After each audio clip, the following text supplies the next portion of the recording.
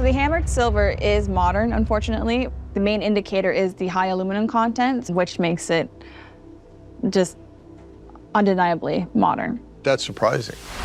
Think it's more likely it would be due west. Am I to understand looking at this that we're back in that bloody swamp? Yes. So how sure are you of this? Me? Yeah, absolutely sure. I don't care how difficult it is. I really don't. I mean, I'll go in there by myself. And that Rick Lag is why you are going to find this just 3 minutes ago. Rick and Marty Lagina may have finally hit the jackpot. Deep within the tunnels of Oak Island for 8 years they've been tirelessly excavating this enigmatic location, driven by tales of treasure buried by Spanish pirates, British soldiers, or perhaps the mysterious Knights Templar. Their most tantalizing clue came when they drained a swamp and unearthed an ancient spike dating back 300 years and possibly linked to a Spanish galleon. What if this spike is just the beginning and beneath it lies something even more sinister? Let us explore the most massive treasures on this haunted island, the sunken secrets of Nova Scotia's hidden isle. For over 8 years Rick and Marty Lagina, along with their dedicated team, have been excavating on Nova Scotia's Oak Island, fueled by the enticing prospect of uncovering hidden riches. However, they still don't know who might have buried treasure there in the first place. Were the culprits Spanish pirates, British soldiers, or possibly the Knights Templar? Moreover, the question arises why anyone would go through the trouble of burying valuable on such a secluded island. As the digging continues,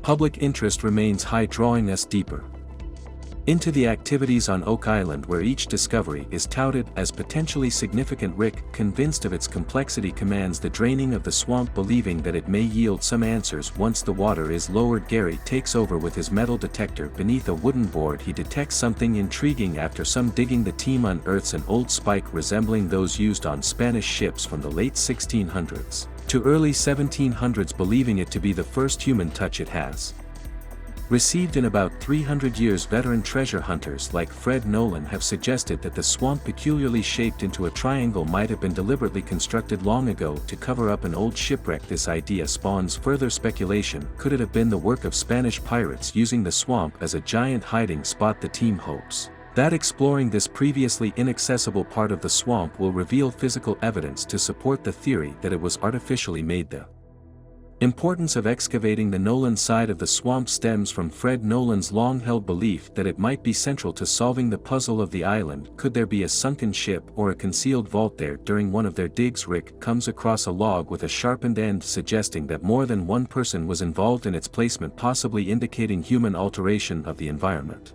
To navigate the muddy terrain of the drained swamp, the team sets up a grid for better management and uses metal detectors in areas where the soil is soft. On one such occasion, Gary's detector signals something not far below the surface. Eagerly they dig and unearth a large weathered iron object, possibly a piece of a larger item. Examining the artifact, they notice distinctive grooves and bends, speculating it could be a part of a chest or perhaps a bracket from a ship. The team, standing at the edge of the island, lets their imaginations wander to visions of sunken ships filled with wealth. Among the new finds is a piece of charred wood embedded in the iron, suggesting the possibility of a ship intentionally set on fire and sunk in the swamp. Why would someone destroy a ship in this manner? The action implies an attempt to hide something valuable or important. The southeastern part of the swamp, the team discovers what looks like a stone pathway or perhaps a part of a ship's dock buried under the mud and water. This significant find sparks a flurry of discussions about its historical implications. Dar Spooner suggests that the stone layer they uncovered dates back to the early 1700s, possibly indicating that the pathway was used for transporting valuable goods. The team's next find with their metal detectors is about to change everything. The money pit's hidden structures. Gary and his teammate continue their search with metal detectors, their excitement mounting with each signal. They soon uncover an ancient pin, its surface weathered by time. The pin resembles a plumb bob, a tool used in building and surveying for centuries. This discovery leads to speculation about its origins and possible connection to early colonial activities or even earlier times. As the group gathers around the newly found pin, they consider its importance and how it might link to other historical finds or structures on the island. Nearby, a wooden structure starts to emerge from the muddy ground, raising questions about its relationship to the legendary money pit. The team anxiously awaits a report from Steve Guptill, the surveyor, hoping his findings might provide the breakthrough they need. With renewed determination they press on with their exploration, driven by the hope of uncovering the long-sought answers about Oak Island, careful not to overstate the significance of each discovery as conclusive evidence. Steve started his briefing by noting the similarities between the old cobblestone path uncovered last year and the new cobbles they were currently standing on. He pointed out how these matched the surrounding land levels quite closely, suggesting they were purposefully aligned to head north toward the Money Pit's grid C1. This path alignment sparked curiosity among the team members, leading them to wonder about its intended purpose and whether it was deliberately aimed in that direction. Rick, Alex, Peter and Doug gathered around what appeared to be an ancient Roman stone road. Their interest was clear as they discussed why such a path would exist in a boggy area and speculated about the immense effort that must have gone into constructing it. This path was remarkably similar to one they had previously found in the Oak Island swamp, which led them to consider if Roman road building techniques had influenced broader architectural traditions, possibly even affecting the Portuguese who were connected with the Knights of Christ. Driven by this idea, the team eagerly compared different construction methods, hoping to find any ties between Portuguese historical explorations and Oak Island. They believed that identifying these connections might provide valuable insights into the region's past, offering a clearer understanding of the motivations behind such constructions elsewhere. The ongoing work in the swamp was just one among many attempts to understand the complexities of Oak Island. Over at the Money Pit area, Rick, Marty and other team members were analyzing new sonar data that hinted at man-made structures deep within Aladdin's cave. Steve noted that the straight lines shown in the sonar images didn't appear natural, and he was hopeful that viewing them in a 3D model would offer more clarity. Terry Matt suggested that learning about these structures' construction methods might reveal significant information about historical excavation and building techniques in the area. During a review session of the sonar data, Rick spotted something unusual and asked Paul to adjust the orientation of the image. As the image shifted, Terry noticed a sandy slope that might be covering other important findings. Marty observed a perfectly square wall on one side of the cave, concluding that it must be man-made and could potentially be hiding a treasure trove. Their discoveries deepened, pushing them to dig further into the island's secrets. Inside Aladdin's cave, the team then deliberated on how to access deeper into the cave, considering drilling toward a subtle echo that seemed to indicate another opening. They planned to lower a camera into the drill hole, hoping it would reveal more details about the cave's interior and possibly guide their subsequent actions. Rick emphasized the need for a careful assessment before moving forward. The next day they started drilling a new bore hole named L3.5 to gather more data from Aladdin's cave. At the same time, efforts were underway to manage the influx of water into the garden shaft, showcasing the continual struggle against natural elements in their quest. Meanwhile, at the interpretive center, Craig Tester, Peter Fornetti, Jack Begley and archaeometallurgist Emma Culligan consulted with blacksmith expert Carmen Legg about intriguing artifacts from Lot 5, a metal strap and a heavy fastener. These were thought to possibly belonged to a 17th century chest or trunk. Carmen's examination, combined with MS detailed scans, revealed features consistent with a clasp from a small chest, corroborating the suspected time frame and adding another layer of historical context to their findings. Another part of the site, archaeologists Helen Sheldon and Moya McDonald were investigating changes in the soil composition on Lot 5. Their excavation led to the discovery of what looked like a barrel strap with an attached nail which exhibited a greenish tint, a sign of copper use known for its resistance to corrosion. This find connected back to earlier discoveries of wooden cargo barrels near the Stone Road or Ship's Pier in the swamp, suggesting a historical operation that might have used the swamp as an open harbor for transferring goods to the Money Pit. These discoveries prompted the team to speculate about the strategic importance of Lot 5 in the broader context of Oak Island's activities. They hypothesized that this area might have served as a staging ground for the constructions and operations around the Money Pit, adding another piece to the puzzle of human activity on the island. Their discussions and findings continued to fuel their enthusiasm as they pieced together the historical narrative of Oak Island. As the artifact was safely stored for later examination by Emma, Jack joined Helen and Moya in searching the area for historical clues on the island, though it was uncertain whether their efforts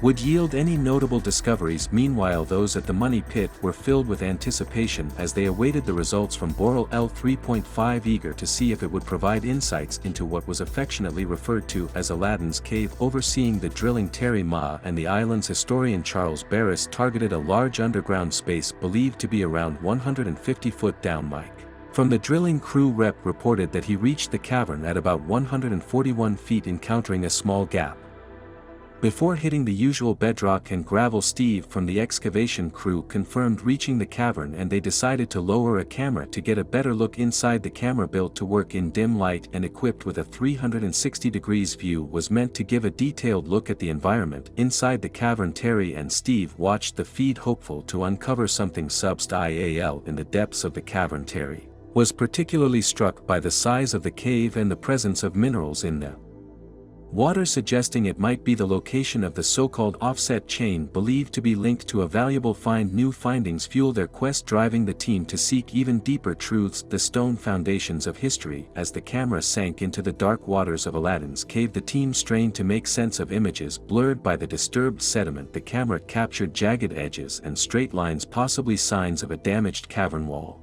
They focused on what looked like a wall's edge, and excitement grew when the camera seemed to reveal a man-made entrance, stirring up more sediment. Alex and others watched eagerly as the footage displayed what looked like an opening or the beginning of a hallway. Excited by this potential breakthrough, Alex called Terry Matt over to view what might be an important discovery. The prospect of a man-made entrance fueled hopes of finding something significant beyond it. As they lowered the camera further, it revealed a distinct area between two sidewalls.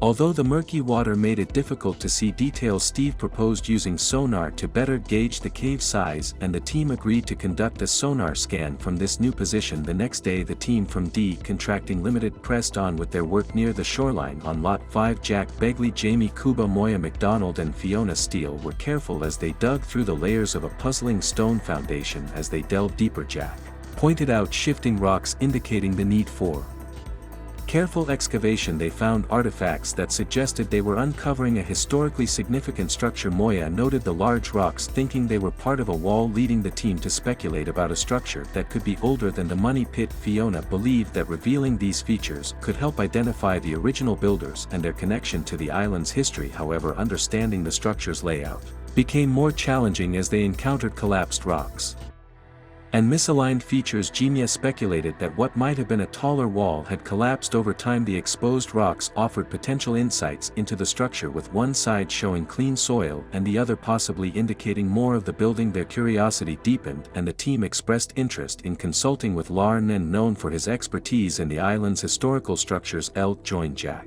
and the team to examine the stone foundation, now believed to possibly reveal a wall feature. The possibility that the structure was originally taller and had since collapsed added another layer to the island's complex history. Jack also discussed the interesting connection between the dark soil and the nearby iron pieces and nails, suggesting a more extensive structure than first thought. Rick Lagina and Craig Tester joined Scott Barlow at the Money Pit area, where the DS Contracting Limited team was dealing with a mysterious influx of water flooding the garden shaft. Scott reported that the water was rising rapidly, creating new challenges as they tried to find its source. Roger, with a camera in the shaft, captured footage of water bursting into the space with considerable force, revealing a small cavern behind the wooden wall lining the shaft, filled with timber. This unexpected finding, possibly indicating an offset chamber or an unknown cavity, sparked speculation about where it might lead. The team considered enlarging the hole to further explore the cavern, wondering if this frustrating setback might inadvertently lead to a significant discovery. Past layers of earth and time, the team is close to a breakthrough that could rewrite history. The buried mysteries of Lot 5. The story of Oak Island has captivated many for over 2 centuries. Starting with the discovery of the Money Pit in 1795, people have always been intrigued by the prospect of hidden treasures and historical relics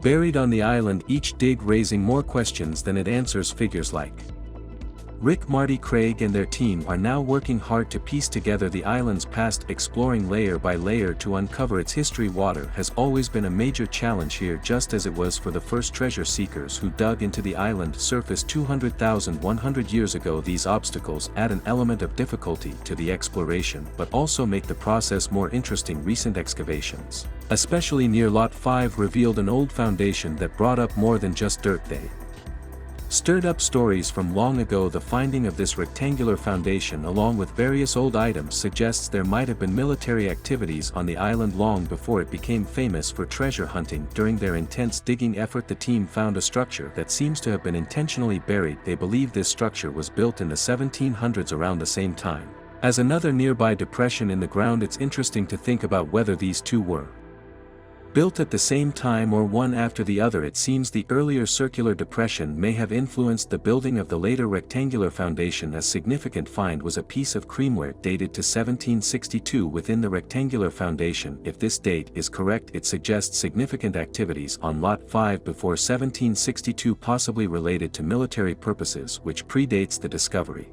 of the money pit. This creamware along with other items found hints that the island might have been a place of important activities involving careful planning and resource use. As digging continued, more pieces of creamware from the mid-1700s were found along with a fragment of a valuable porcelain teacup. The quantity and quality of these items suggest that the area saw frequent and possibly wealthy activities, challenging the simple stories of treasure hunting that have long been associated with Oak Island. The structure itself turned out to be more complicated than first thought initially. Believed to be a basic rockland pit, further digging showed that the center was filled with loose rocks. Unlike the well-preserved surrounding areas, this difference led to new thoughts about why the foundation was built. It might have been designed to contain or protect something rather than just serve as a dump or storage area. These findings lead to an important question: what was the real purpose of these foundations? Were they just ordinary buildings, or did they play a part in a bigger plan that included military operations or hiding valuable items? The fact that these structures were built before the island was officially divided into lots by Charles Morris in 1762 and before the discovery of the money pig adds importance to their historical role. While the team continues to explore and study these discoveries, the true purpose and nature of these structures remain unclear. The bits of pottering, porcelain, the way the foundations were built, and the context in which they were created all point to a complex and layered history for Oak Island. This history goes beyond the simple tales of pirates and buried riches that initially attracted explorers to its shores. The island continues to hold back its complete story, offering only small glimpses into its past, leaving those digging into its soil to wonder about the real events that took place on its intriguing landscape. What secrets do these foundations hold beneath Oak Island? Could there be more than history buried deep? Like, comment your theories below, and don't forget to subscribe for more mysteries EIR efforts.